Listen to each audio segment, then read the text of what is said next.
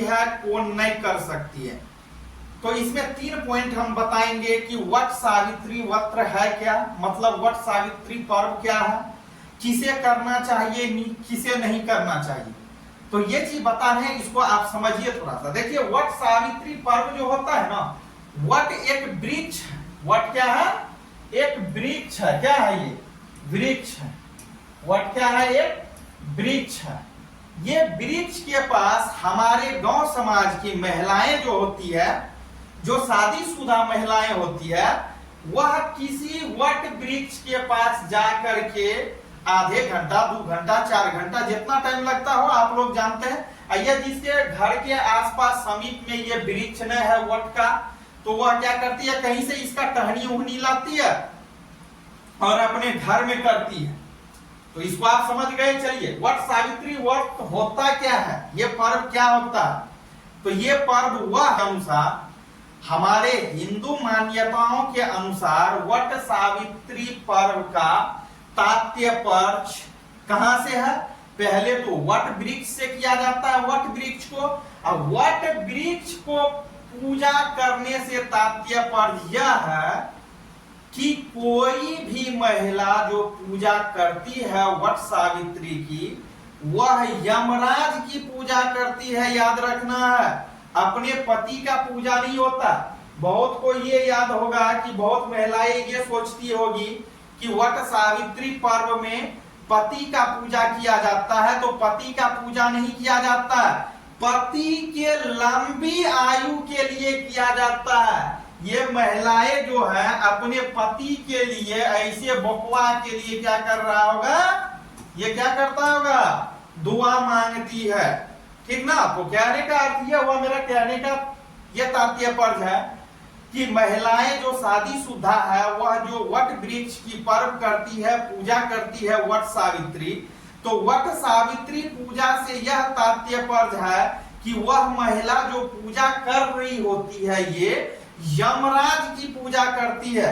यमराज की पूजा क्यों करती है, अब ये समझना जरूरी है कि महिलाएं अपने पति की पूजा नहीं करके और वट सावित्री में किसकी पूजा किया जाता है, यमराज की। यमराज का पूजा इसलिए कोई महिलाएं करती है, इसलिए महिलाएं करती है यमराज की पूजा, क्योंकि ये महिलाएं अपने पति के दीर्घ आयु के लिए, याद रखना किस चीज के लिए, दीर्घ आयु के लिए, दीर्घ आयु के लिए किसका पूजा, यमराज का पूजा ये महिला करती है, ताकि इनके पति जो है, इनके पति के उम्र 4 चांद लग जाए पति के उम्र में। मतलब इसका पति जो है ज्यादा दिन तक, लॉन्ग लाइफ, लॉन्ग टाइम तक क्या हो, जीवित रहे।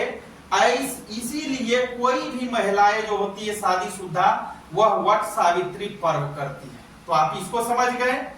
साथ ही साथ अब हम ये जानेंगे कि वट सावित्री पूजा किसे करना चाहिए और किसे नहीं करना चाहिए बाद में। तो पहले जान लीजिए कि वट सावित्री पूजा वही महिलाएं कर सकती है। कौन महिलाएं कर सकती है? ये महिलाएं कर सकती है, ये महिलाएं कर सकती है। अब बताइए ये कर सकती है और क्यों नहीं कर सकती है? दोनों में कंडीशन है। और क्यों नहीं कर सकती है, यही क्यों कर सकती है?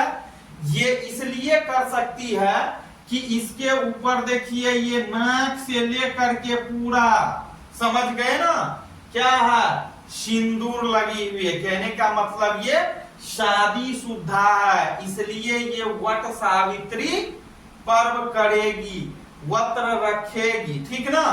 साथ ही साथ इतना ही नहीं, अगर इसी में कोई महिला है जिनको, जो क्या है, विधवा, विधवा महिलाएं वट सावित्री पूजा नहीं कर सकती है। कौन कौन नहीं कर सकती है, याद रखना है। जो विधवा महिला है, विधवा महिला नहीं कर सकती है, लड़की कोई भी नहीं कर सकती है, वट सावित्री पूजा ये नहीं कर सकती है। ना तो लड़की कर सकती है और ना तो विधवा महिला कर सकती है। मतलब विधवा महिला से क्या तात्पर्य है, जिसके पास पति नहीं है, ऐसे महिला ये वट सावित्री पूजा नहीं करेगी। लेकिन फिर भी हम लोग के गांव में होता है जानकारी के अभाव में, जिसके पास जानकारी की कमी है, जानकारी नहीं है, विधवा महिलाएं भी जाकर के बीच में बैठ जाती है, एकदम से गीत गा रही है, दे रही है। तो ऐसे नहीं होनी चाहिए। तो समझ गए किसे करना चाहिए, किसे नहीं करना चाहिए। कोई लड़की नहीं कर सकती है वट सावित्री पूजा, जो विधवा महिला है वह नहीं कर सकती है। अब बातें आती है किसे करना चाहिए, ये तो हो ही गया, जिनके पास पति है वो सब करेगी। अब बातें चलिए, ये तो समझ गए क्यों करते हैं, किस लिए करते हैं। पति के लंबी उम्र के लिए, पति के लंबी उम्र के कामना के लिए कोई भी महिलाएं जो विवाहित है, जिनके पास पति है, वह महिला ये पर्व कर सकती है। वट सावित्री पर्व याद रखना है। अब बातें आती है थोड़ा सा, ये तो हम लोग फेस्टिवल के तहत समझे, अब थोड़ा सा इसको हट के साइंस के दुनिया में चलिए। तो साइंस इसको नहीं मानता है, साइंस इसी को नहीं मानता है, आप लोग जानते हैं। साइंस इसलिए नहीं मानता है, मान लीजिए रात दिन ये महिला बहुत खूबसूरत है, बहुत अच्छी है, ये महिलाएं रात दिन अगरबत्ती लेकर के ये वट वृक्ष के पास बैठ जाए, 24 घंटा नहीं 24 महीना बैठ जाए, अगरबत्ती लेकर के रात दिन मिठाई लेके बैठ जाए और यमराज का, यमदेव का पूजा करते रहे कि मेरे पति का लंबी आयु हो, लंबी आयु हो, तो वो नहीं हो सकता। लेकिन यह महिला विवेकशील होगी, अगर समझदार होगी कोई भी महिलाएं, तो जितना ये एक्सपेन की है, एक्सपेन का अर्थ होता है खर्च, जितना ये नाक में नथिया के लिए खर्च की है, जितना ये झुमका के लिए खर्च किया, जितना ये देखिए गोला में मंगलसूत्र है, गला में, ये चूड़िया में खर्च की है, ये साड़ी में खर्च की है, और भी चीज में खर्च की होगी, ये अपने खर्च में थोड़ा सा कम कर दे, अपने पीछे खर्च, मतलब पूजा के लिए जितना सामान ले रही है उस सामान में कुछ कम कर दे। ये महिला 200-400 500 अपने बजट के अनुसार, जिस आधार से है, गरीब है, उसी अनुसार से एक हेलमेट खरीद करके अपने पति को दे देती है वट सावित्री के अवसर पर। ऐसे तो बहुत दी रहती है समझदार, लेकिन जो नहीं समझते हैं उसके लिए हम बता रहे हैं, अगर ये महिला अपने पति को एक हेलमेट दे देती है तो वह अपने पति को दीर्घायु कर लेती है, मतलब रोड सुरक्षा दे देती है कि जब उनके पति रोड पे निकले, सड़क पे निकले, कहीं यातायात करे, कहीं सफर करे एक प्लेस से दूसरे प्लेस पर, तो कहीं अगर उसका एक्सीडेंट हो जाता है तो उसको अगर हेलमेट रहेगा तो वह बच सकता है, माथे की चोट से तो जरूर बच जाएगा। तो यही हुआ दीर्घायु, ये बच सकता है। लेकिन ये कितनों पूजा कर ले, पाठ कर ले रात दिन, ये पीपल गाछ के पास, ये वट वृक्ष के पास कुछ भी नहीं होने वाला है।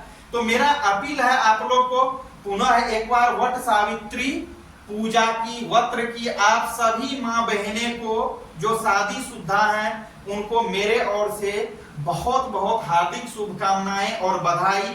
साथ ही साथ आप सभी माँ बहने से मेरा अपील है कि आप अपने पति के लिए, या आप अपने पति को, या आपके घर में जो भी बाल बच्चे हैं उनको आप गाड़ी से अगर कहीं भी निकल रहा है तो उनके दीर्घ आयु के लिए क्या कीजिए, एक हेलमेट अवश्य रखिए, अवश्य दे दीजिए। तो बहुत बहुत धन्यवाद आप लोग को, मिलेंगे फिर।